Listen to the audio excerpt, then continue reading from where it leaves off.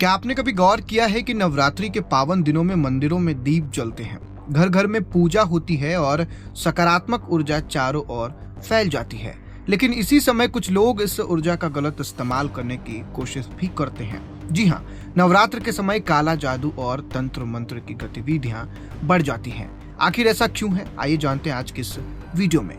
दरअसल नवरात्र का समय माँ दुर्गा की आराधना और सकारात्मक शक्तियों के जागरण का पर्व माना जाता है। अब इन 9 दिनों में साधक उपवास, ध्यान और मंत्र जाप के माध्यम से देवी को प्रसन्न करने का प्रयास करते हैं।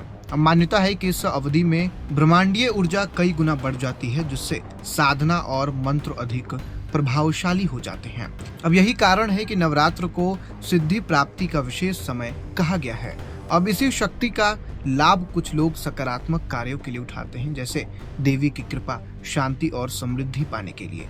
लेकिन कुछ लोग इस शक्ति का दुरुपयोग करके काला जादू और तंत्र मंत्र की ओर मुड़ जाते हैं। तांत्रिक मानते हैं कि नवरात्रि में किए गए तांत्रिक कर्मकांड तेजी से फलित होते हैं। अब इसलिए इस समय पीड़ादायक क्रियाएं जैसे किसी पर बंधन डालना, भय उत्पन्न करना या फिर दुर्भावनापूर्ण साधना करना भी बढ़ जाती है। हालांकि शास्त्रों के अनुसार काला जादू नकारात्मक ऊर्जा है और इसका परिणाम साधक पर भी बुरा असर डालता है। याद रखें, नवरात्रि का मूल्य उद्देश्य माँ दुर्गा की शक्ति से स्वयं को पवित्र और मजबूत बनाना है। अब इन दिनों में जप, ध्यान, भजन और सेवा से सकारात्मक ऊर्जा को बढ़ाना ही श्रेष्ठ साधना है।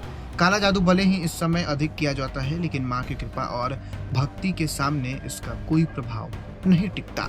अब इसलिए नवरात्र में डरने का नहीं, बल्कि सच्ची श्रद्धा और विश्वास के साथ माँ की आराधना करने की जरूरत है। फिलहाल इस वीडियो में इतना ही। आपको ये जानकारी कैसी लगी कमेंट में लिखकर हमें जरूर बताइएगा।